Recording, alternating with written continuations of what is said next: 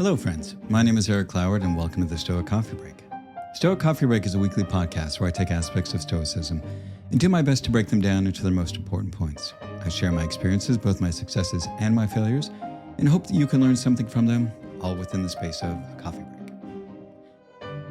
This week's episode is called How to Be Unconquerable: 10 Stoic Tips to Living Your Best Life. Are you living the kind of life you want? Do you know what's stopping you?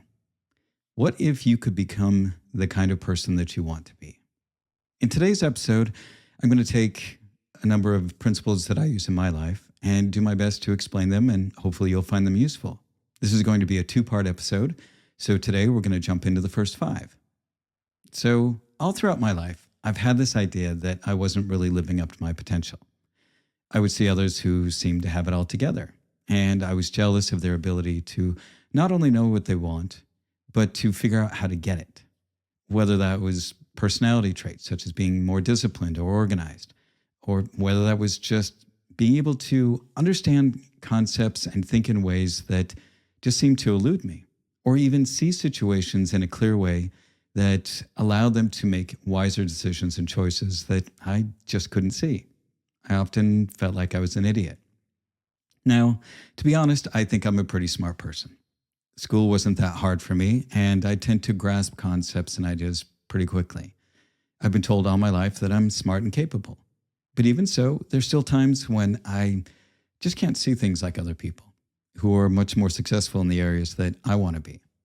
Even when I stumbled into Stoicism about 8 years ago, it still took me a while to really grasp the ideas and figure out how to apply them in my life. But once I did, I started shifting my perspective on how I see the world.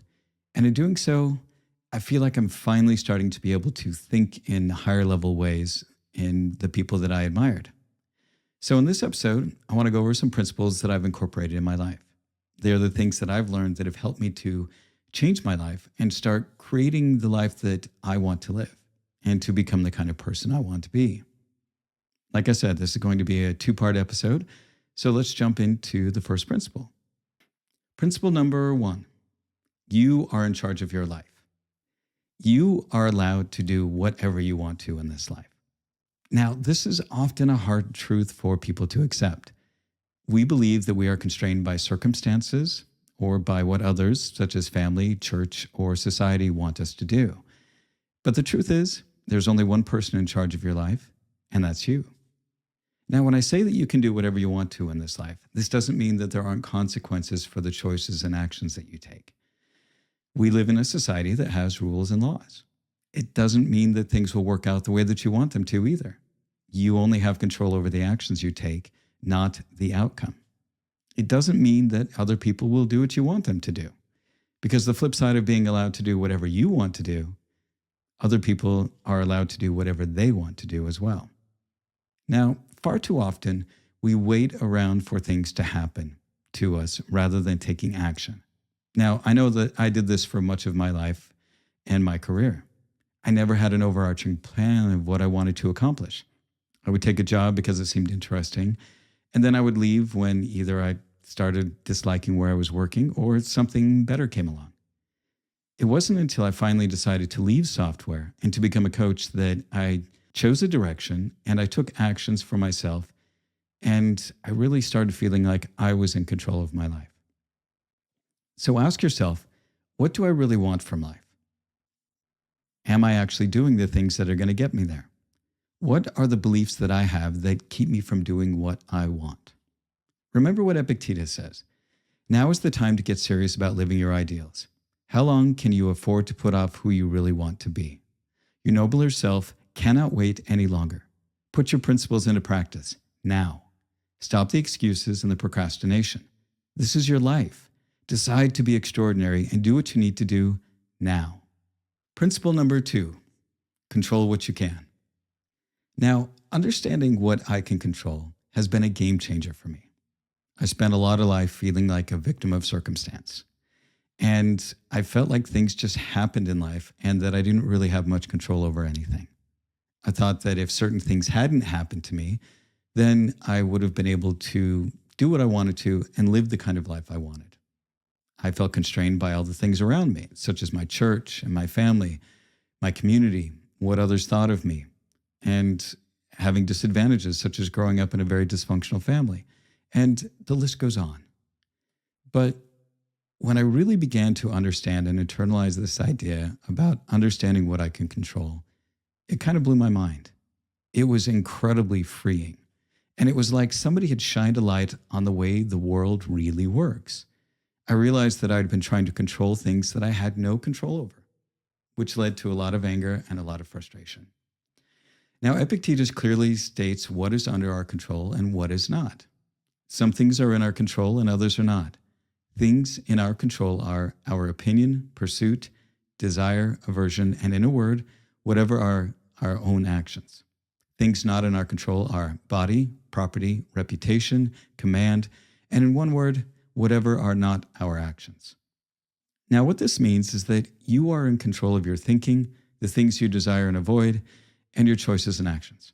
In short, like I said before, you are in charge of yourself. Simply put, when you focus on the things that you have control over, then you take action where you can, then you actually make progress. When you focus on all the things outside of yourself and you don't take action on those things that you have control over, you are choosing to become a victim. You may not like the choices you have in front of you, but failing to act, you become a passive actor in your life rather than being the one in control of it. Now, part of managing what you can control is managing your emotions. Now, managing your emotions in a healthy way helps you to not get distracted by the annoyances of life. By getting your emotions under control over the little things, you also have the strength to handle the much heavier emotions. When tragedy strikes, you have the strength and the skill and the fortitude to withstand being overwhelmed by anger, sadness, or grief. You become a rock of stability not only for yourself, but for everyone else around you. Lastly, you have to let go of the things you can't control. Since they are things that are outside of your control, then trying to control them just brings more stress and anxiety in your life, and it's an exercise in futility. The irony is that by letting go of all of the things you can't control, you actually gain more control in your life. You find a sense of inner peace, and you're more accepting of life as it is, and the things you actually do have an impact on your life.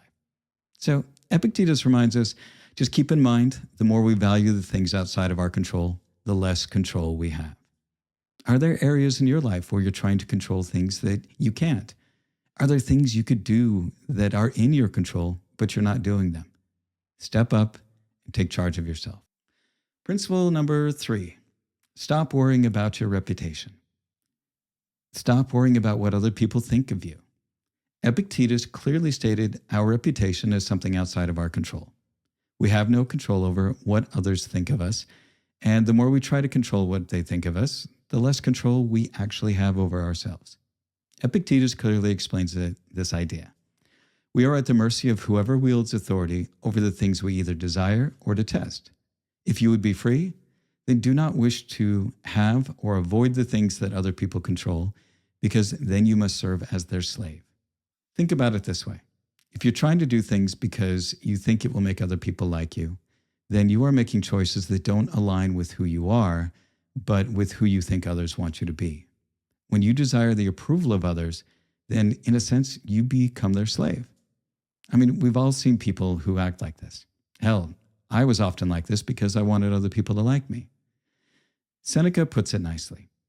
It takes trickery to win popular approval, and you must needs make yourself like unto them.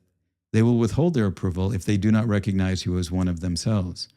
However, what you think of yourself is much more to the point than what others think of you. What you think about yourself is far more important than what anyone else thinks of you. If you're being the person you want to be and living the way you want to live, and you feel good about what you're doing, then it doesn't matter what others think. You can even be doing the right thing and people will still not like you. Marcus Aurelius even had an opinion on this. The object of life is not to be on the side of the majority, but to escape finding oneself in the ranks of the insane. Epictetus further states, if you decide to do something, don't shrink from being seen doing it, even if the majority of people disapprove. If you're wrong to do it, then you should shrink from doing it altogether. But if you're right, then why worry how other people will judge you? Are there areas in your life where you worry too much about your reputation that you keep from doing the right thing? Are you afraid to be who you want to be because others may not like it? If what you are doing is the right thing, then do it. Principle number 4, welcome uncertainty. Get comfortable with ambiguity and uncertainty. The world is a complex place, and there is rarely anything that is certain. We want easy and simple answers to the hard problems of life, but nothing is ever cut and dry. Life is messy and confusing and weird and wonderful. We crave certainty, but again, nothing is ever certain. We struggle with uncertainty because we have expectations about how we think things should be. This is why when things don't go the way that we think they should, we complain about the unfairness of life. But holding on to the belief that life is fair is something you're better off leaving behind. Now, Marcus Aurelius even said, "How ridiculous and strange to be surprised at anything which happens in life." The world is a complex place, and it's often confusing. There are always conflicting factors at play in any complex system. People are complex and often irrational, and the better you get at being comfortable with the uncertainty, the stronger you become at just letting things happen as they do and focusing on what you can control. Life is too complex for certainty, and anyone who claims to have certain answers is not only trying to fool you, but they're fooling themselves as well. There are no black and white answers, and this is why having principles as a compass to help you navigate is far more useful than an exact map of how things are supposed to be. It helps you to be more present in the now because you know you can handle whatever happens. The other day I was reading Alan Watts, who is a British philosopher, and he put it really nicely. He said, "If to enjoy an even enjoyable presence, we must have the assurance of a happy future, we are crying for the moon. We have no such assurance. The best predictions are still matters of probability rather than certainty. And to the best of our knowledge, every one of us is going to suffer and die. If then we cannot live happily without an assured future, we are certainly not adapted to living in a finite world where, despite the best plans, accidents will happen and where death will come in the end. Get used to uncertainty. Celebrate the random surprises, both good and bad." Now, are there areas of your life where you're struggling with things because there's uncertainty or ambiguity? Just work on relaxing in those situations and accept that things are going to be unknown for a while. And honestly, some things are never resolved, and that's okay. The more you get comfortable with not having cut and dried answers, the better your life will be. Principle number 5. Physical fitness is key to mental fitness. So a few years ago, I was really feeling my age. I was heavier than I should be because I put on some weight over the pandemic. I wasn't eating very healthy foods. I was struggling with terrible insomnia. Old injuries in my knees and my back and my elbows were flaring up. So I went on a quest to improve my health. I went to see my doctors and to figure out what I needed to do to get myself in optimal shape. I changed my diet, I got my sleep back on track, and I figured out a workout regimen to help build muscle and reduce pain. I started doing yoga a few times a week and found that I felt better on the days that I did it. So I started doing that every day without fail. It's the first thing that I do when I get up in the morning. I've increased my flexibility and I rarely have issues in my joints. I also go to the gym almost every day and alternate between strength training and spinning. I feel stronger and leaner than I have in years, and I feel almost like a new person. But more than anything, when I feel better physically, I definitely feel better mentally. If I'm tired and worn out or have some lingering pain, it's harder to keep a positive mental outlook and to stay in a good mood. Many of the mental issues that people have in life are due to poor health. How you feel physically has a huge impact on how you feel mentally. Your body is the vehicle through which you experience the world. So if your body feels like shit, it impacts your mood and your mental outlook. Taking care of your health is paramount to living a good life. Now, the Stoics talk a lot about developing your mind, but do they talk about developing your body? Well, actually they do.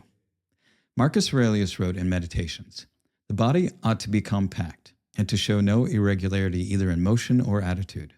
For what the mind shows in the face by maintaining in it the expressions of intelligence and propriety that ought to be required also in the whole body.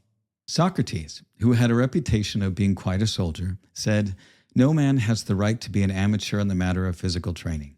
It is a shame for a man to grow old without seeing the beauty and strength of which his body is capable." We need to take care of our bodies so that we can function well in our lives. Poor physical health due to our own choices not only limits what we can enjoy in this life, it limits the amount of good that we can do in the world. Challenging ourselves physically also increases our ability to handle mentally stressful situations. Musonius Rufus, who was Epictetus' mentor, clearly stated the importance of training physically. For obviously, the philosopher's body should be well prepared for physical activity because often the virtues make use of this as a necessary instrument for the affairs of life. Take some time this week to make some better choices. Can you add some exercise into your schedule, like going for a short walk each day? Are there things you can change in your diet which would help you be healthier? You only have one body, so take care of it not just for your physical health, but for your mental health as well. Stoicism contains a powerful set of tools to help us live to our fullest potential. As I've been able to grasp and implement these into my life, I'm finally being able to live the life that I want rather than just going along for the ride. I know that these tools can also be helpful for you to step up and live the kind of life that you want. And like I said, this is the first half of my top 10 principles for becoming unconquerable. And next week, I'll follow up with the rest. And that's the end of this week's Stoic Coffee Break. As always, be kind to yourself, be kind to others, and thanks for listening. Also, if you're not following me on social media, I would really appreciate it. You can find me on Instagram and Threads at stoic.coffee. And you can find me on Twitter, on Facebook, YouTube, LinkedIn, and TikTok at Stoic Coffee, all one word. Thanks again for listening.